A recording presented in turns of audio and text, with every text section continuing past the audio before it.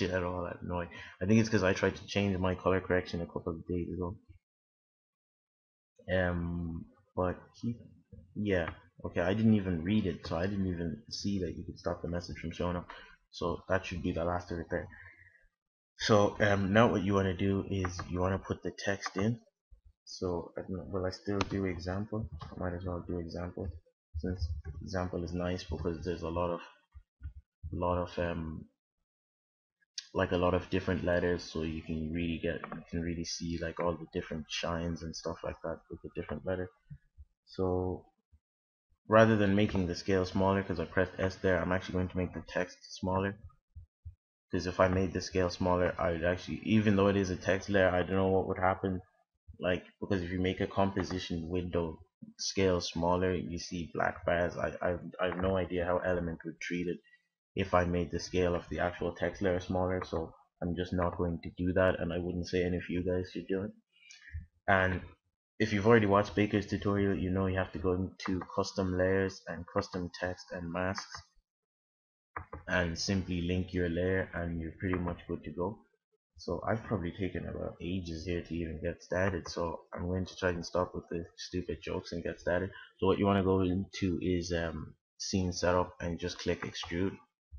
Oh, and thank God. See, normally when I click extrude here, what will happen is I won't actually see this. I'll have to restart my After Effects until I can actually see the example extruding out. So if you guys get this while following this tutorial, just exit out of your After Effects and try it again. And now what I'm going to do is I'm going to add a bevel to it. And I don't know if you guys like had Hawkeye and you could see quickly like the pro shader thing. I also have that. I'll put a link up to how you can get pro shaders as well for free now. The EMF packages or whatever, they're really easy to install. And I don't think you'll be using a lot much for editing unless you actually do kind of use After Effects outside editing, like editing Call of Duty or whatever you're editing. If you do, then it's really handy. So what you want to do is add a bevel, and there's some really nice bevels here. Like, it's first time using Cinema 4D was when I was trying to use 3D text, and like even getting through the materials alone is like it's a horrible experience. But here all you have to do is literally drag and drop, and you've already got some pretty nice text action going on here. What I don't like is I don't like the black at the back, so all I'm going to click on is the bevel 2, and all I did was I right clicked this material, the gold, because I wanted the gold to be behind. I wanted the exact same gold, but I right clicked it and saved it as a material preset. And what happens there is you just get this, and I saved it just as gold in the normal materials. So all I have to do is come down here and you can see gold right there, and then I just drag and drop it there, and now the edge is gold. Now I don't know why, but I don't know if Andrew Kramer likes like ridiculously extruded text, but I didn't need it here. So what you want to do, because the bevels are set up kind of in a weird way, what you want to do is shut off these two layers and come here and lower the extrude, lower it to about there, switch on the next thing, and then lower the extrusion, lower the extrusion again. What the hell, I set the extrusion to 0. Okay, I'm an idiot there. I need to come in here and increase this thing again, because I was still actually on the old one, and come in here and then lower the extrusion again. Make sure you turn on the layer so you can see what I'm doing, so you can see what you're doing. Lower the extrusion again and keep bringing it back until get you get whatever you're looking for. This is just personal taste. This is just whatever you like. And then go to the next one and bring down the extrusion again. So to get something like, I'm not even using a mouse here, so I can't even zoom in, unfortunately, guys. So this is a pretty poor effort from my part. I'm not using a mouse or anything like that, so I'm not even going to try zoom in. I have no idea what the shortcut to zooming in is on this. but I think that's gonna serve the purposes of the tutorial. So I'm just gonna press OK and leave it there. And what you want to do now is get rid of the weird example 3. So you can just shut that layer off. And you see that if you actually don't see anything, just make sure you move your thing back to the very start, because your 3D text isn't going to move. So like if you go to the very end of your cinematic, there's a good chance your 3D text isn't actually there. So you might be thinking, oh, it's not working for me. Just make sure you move to the very start. And now this is where it kind of gets a bit finicky, where you want to place your text. I found the best way is probably to follow Andrew Kramer's way and actually make a new null object and then parent your camera.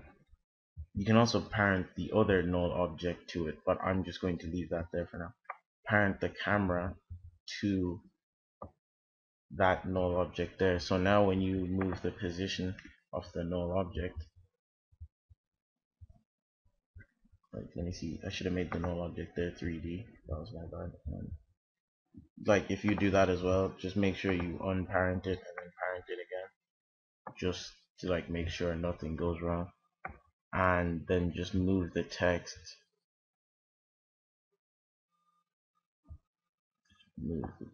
all the way there. Sorry for this, guys, because Element is like it might be really fast, but I am still using a laptop, so no matter how fast it is, it's not going to be like godlike or anything like that. It can't do the impossible still. But as you can see, I've already got some really nice looking 3D text going on here, and I just have to move it. And because my computer is literally going like really slow, like I can notice it lagging up really badly, I am probably going to skip this part. I will try and like talk through it, or maybe through like a voiceover or something like that. But basically what I'm trying to do is move the text to a point where like I can start seeing it in the middle of the thing. Like I always like to keep my text kind of slightly hidden, maybe blocked off by something. And it's looking pretty fine now. I can see it now in the middle. And now all I want to do is I'll probably zoom out to maybe about 25% so that I can see the null object, and then push it back in Z space so that the camera will pick it up pretty much all the way through the animation. And this actually takes this is probably the hardest part, simply because it's not as nice as it is in Cinema 4D. Pushing text back, and I don't know where the hell I pushed it back to there. It's pretty much pushed it out of view there. I'll scroll through it here. Let's see. You can still see the text is still far too forward. Like it's meant to be all the way back somewhere around here, but you can still see it there. But just so that I don't have to skip this part, I might try and do something with it from here on. Let me see here what I could do. Could probably just make the text bigger, and that way it'll probably get more screen time or something like that.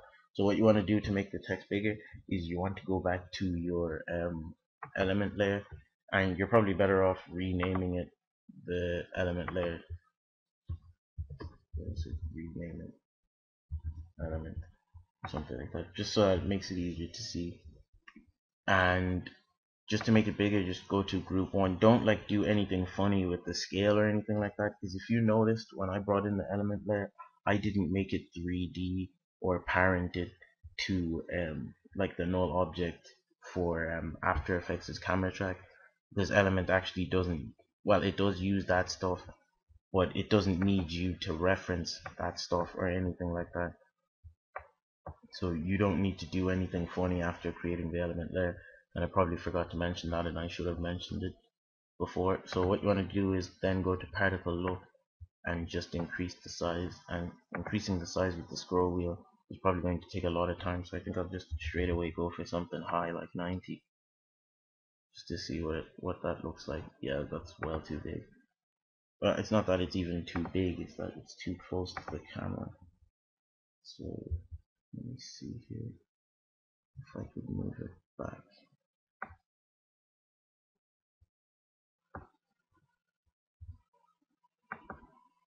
Let's see if I pick something like maybe minus 600 here.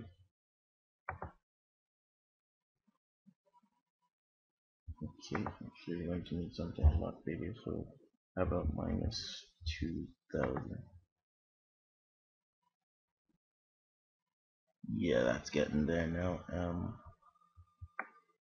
Just if I move here now, do I still see the text? Yeah, that's now getting somewhere now. Yeah, that's almost like what I want now. I just want probably to make the text a little bit smaller and move it more to the side. So what I'm doing here is actually while I'm moving the text, I'm paying attention to these like numbers here, the slide switches, just so that like after I get a feel for like how far the number goes past like how far I've moved it, I can then just enter in the number because you can see it's pretty slow like the moving the actual null object. So if I can just reference the actual digits, and again I'm actually just pointing at them rather than using the mouse or anything like that, but I think we've reached something pretty decent here. Yeah, the text is still probably a bit too big like I said, and so to make it smaller again just go here, element, and let's see, maybe 75. Okay, yeah, let's get a look. Like I'm actually going to probably just show you like a RAM preview here. I probably will skip showing you this RAM preview, or maybe not. I might just show just only this much, but you can see here what there's like a lot of nice shine action going on. But if you've caught on, there's no like shadow or anything like that. And if you saw the examples I had at the start, there is shadow there. Now I didn't add the shadow in like Andrew Kramer's way where he added something else to element. He just like added a flat block underneath the shadow and then casted lights onto that block and then just made the block itself not render, so it looked like there was shadow on the floor when it actually was just on another element object. I'm probably not going to go that far simply because my element, like it's free, like what my element is, like it does lag on my thing. Like I told you, like it sometimes for some people it will even crash your After Effects, but it literally only takes like 5 minutes to render out the text at the end of everything. So it is worth a try. Like it is worth sticking to it. Now the problems I only have like are minimal stuff, like um a crash probably. Like I think my After Effects, I don't think my After Effects has actually crashed with this crack, but I know another crack that I used before. um that sounds really weird, but I know another crack that I used before did actually crash, did actually crash quite a lot of people's After Effects simply because the crack itself just wasn't working. And so I didn't make a video on like this method then because it just didn't work. So now that it does work, like the crack actually does work, as you can see I do have 3D text obviously, and I'm trying to get it. For some reason I keep pushing my 3D text away when I want it to come here more. Is that bringing it closer or further away? Okay, yeah.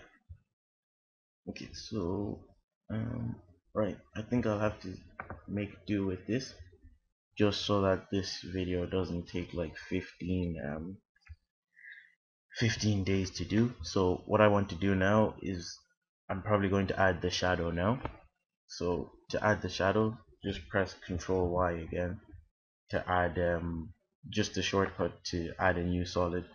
So make it black.